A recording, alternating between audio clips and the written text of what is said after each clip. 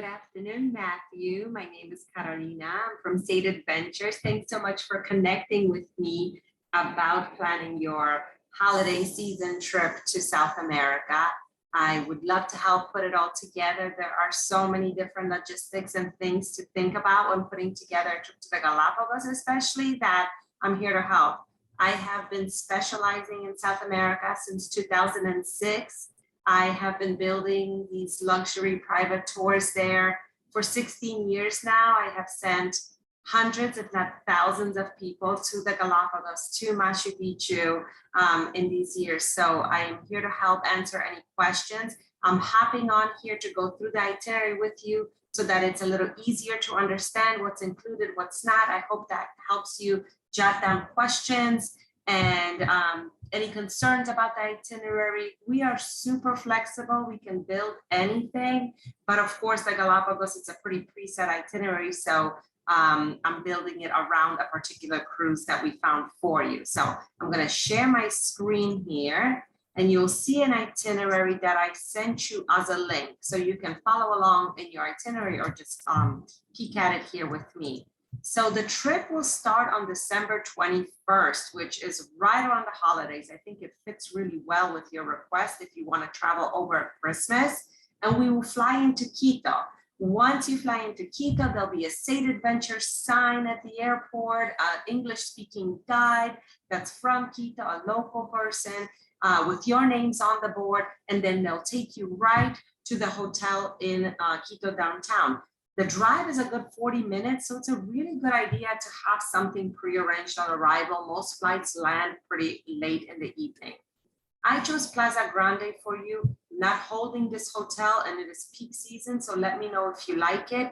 I really like it. It's an old mansion that was redone into a beautiful 5-star hotel. Location is unbeatable. It's in the main square, so it's a really good choice for us. And I have 2 rooms here. One, a classic double room, and one a classic triple room. So we can do 3 twin beds in there, or a double and a twin, whatever it is that works for you, you just let me know. December 22nd, after breakfast, you wake up, our guide, the same person that picked you up from the airport, will meet you in the lobby and will show you the best of Quito. And Quito is a fantastic city. I've actually lived here for 3 months at one point. I've been to Ecuador over 6 times. I've been to Galapagos 3 times. So please, any questions, just let me know. What we will do on this day is have a list of highlights that we want you to see, like the equator line, the Canecillo Hill, downtown, the cathedral with the cool gargoyles in the shape of Galapagos animals, but also anything that is of interest to you. Perhaps you love photography, so we'll go to some scenic overlooks. Perhaps you love food, so we'll go to a chocolate museum where you can do some tastings and make your own chocolates. Lots to see and do here, a really wonderful, vibrant city. So we will take advantage of this day. Why do we build in this day? Yes, I want you to see Quito, but also I want you to have this buffer. Galapagos is going to be the most expensive part of your trip. You don't want to try to connect an international flight to the domestic flight to the Galapagos. So you want to have this buffer that protects you and make sure you make it to the Galapagos. So December 23rd, this is the day we're going to the islands. Our guides are going to take you to the airport, and here at the airport, you're going to go through all of these different steps for the Galapagos. We have a person dedicated at the airport to help you with all the booths and all the different bureaucracy that Ecuador loves. You're going to get an ID card. You're going to have to pay for an entry fee. You're going to go through different customs, check your bag, even check the bottoms of your shoes so you're not bringing any seeds into the island. Very strict, very protected area, and it's for a reason, so that it could be there for when our kids go and our grandkids go. We don't want Galapagos to change, right? So we go through all these steps, but it's a smooth process with our guide on hand. Once you take the flight to the islands, the Treasure of Galapagos catamaran team is going to meet you. It's a beautiful 16-passenger boat, only 8 cabins on board. Very comfortable, lots of social spaces, and it's a catamaran, so it's one of the most smoothest rides. Very, it's not bumpy at all. It's really fast. It has a nice third, engine. So the double hulls really help in the Galapagos, especially if we're doing those long island stretches. so that you can have a smooth ride. And we only travel when we're moving, when we're sleeping, and when we're eating. If it's fast enough, then they even park when we're sleeping. So Galapagos is done really well. Everyone who works on board takes such pride to be a Galapagos guide, because it's like a lifelong dream for some guides to become a guide there. So they're very passionate, licensed, educated, and really the top notch. On board, you will have 2 cabins, and you suggested perhaps a triple for your party of 5, and we found one. We found that the Treasure of Galapagos will allow us to do a double and a triple suite. So the triple suite will have 3 beds in it, or a double and a single. So we need to discuss what works best for you. And then the double will have either a king size bed or 2 twins. So the suite is a little bigger. So you'll have plenty of space there for 3 people. I think this works really well for your party of 5. It's a great option. Let me know what you think. You can see I put some photos on board. It's a jacuzzi for after all the hiking. All the dining is either outdoors or indoor. Wonderful chef on board, and they're really going to take great care of you. What you do in the Galapagos is get off the boat twice a day, if not more. You're going to be doing dry landings, wet landings, visiting different beaches, different highlands, different sites.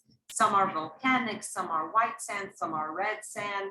Lots of opportunities to see wildlife, lots of opportunities to go snorkeling, wetsuits, fins, all of that is included on board. You don't have to bring anything with you.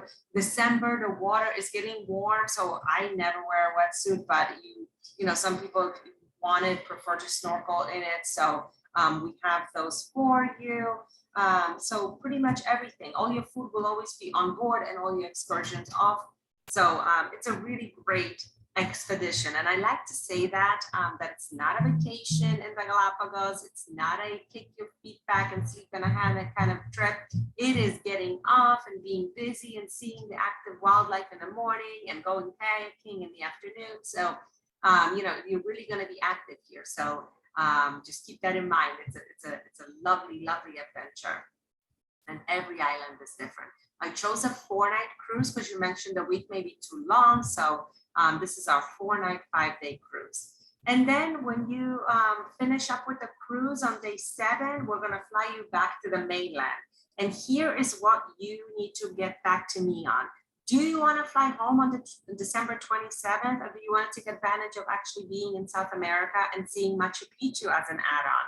If you like the idea of seeing Machu Picchu as an add-on, we'll continue. It's a smooth transition. We'll just connect to a flight to Lima, sleep at the Lima airport. It's connected right to the terminal, get some rest, you know, between the cruise and Machu Picchu. And then the next day, December 28th, we'll fly to Cusco. And Cusco is really high altitude. It's 10,000 feet. It's a really good idea not to stay there right at landing. So I'm going to whisk you away with our local guide, private car and all that to Sacred Valley. It's 2,000 feet lower. It's easier to breathe, great way to acclimate and actually see some beautiful Inca sites on the way. Salineras, Moras Morai, Incan laboratories are here. Not a lot of walking required, so it's a good thing to see on your first day on arrival. I included a really wonderful retreat of a hotel in the valley, but you really can't go wrong in Sacred Valley.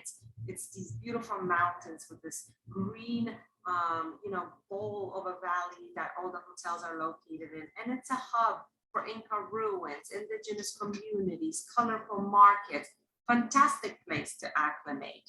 And that's what we're going to do on day 9. We're going to see some of those sites, let our body acclimate a little bit more before we tackle Machu Picchu. And that's what we will do on day 10, December 30th. A beautiful Vista Dome train. That's the train with a glass dome ceiling. Beautiful ride, because from Sacred Valley to Machu Picchu, you're entering the jungle. So it's green and lush and a really fantastic transition of scenery. So once you're in Machu Picchu, a guide will pick you up from the train station, show you the ruins, show you all these wonderful behind the scenes places, and we will overnight in the village. So when you look on this picture of Machu Picchu, the ruins are on top of the mountain.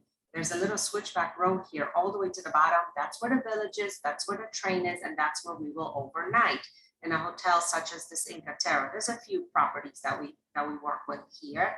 The reason why we're overnighting is because Most people will leave that night on the train, but we will stay so that in the morning we can get up and at New Year's Eve we can have sunrise at Machu Picchu with way less people up at the ruins. Stunning colors. It's a fantastic idea to go to Machu Picchu twice so that you can see the different colors, the different things that are happening. It's the Andes. Things are always changing. You can have 4 seasons in one day. So if you have 2 opportunities to see the ruins, the more the better. And then we will take our train right back to Cusco. And now we're fully acclimated. It's New Year's Eve. I included the JW Marriott because I want you to feel a little spoiled at the end. I usually don't like chain hotels, but the Marriott is a convent that was redone into a beautiful 5-star hotel. It's kind of like a museum. They have an Inca wall right inside the rooms. So it's like living inside a museum for 2 nights. So I suggest that we do it this way if it's available by the time we go book, because it's peak season and Peru and Ecuador are experiencing something amazing for next year. Everyone's thinking South America, finally realizing, oh my gosh, there's no jet lag. It's so close. I'm in Florida myself. It takes me 4 hours to fly to Lima. We do weekends to eat well, So it's not a faraway destination. There's no jet lag, so it's easy. And there's usually fantastic flights to get there. So it's on everyone's radar for sure. And then January 1st, we wake up, we see some of the best of Cusco so that you can kind of get an idea of the city. It's all cobblestone. It's really beautiful. We'll go up to the peak so you can look down at Cusco City proper. It's just a fantastic way to finish up the trip. And then day 13, we fly home. Let me know what you think about this itinerary. We can definitely remove Peru if you don't like the idea of having a 2-week trip, but I figured I'll show you so that you see how close everything is, how we can make it happen all in one trip under 2 weeks. So I'm going to send you this link and I'll send you the itinerary. Let's review it, share it with your friends. I'm holding the 2 cabins, the triple and the double on the boat for 48 hours. So send any questions my way and I will be happy to help. All right. Happy travels. Take care.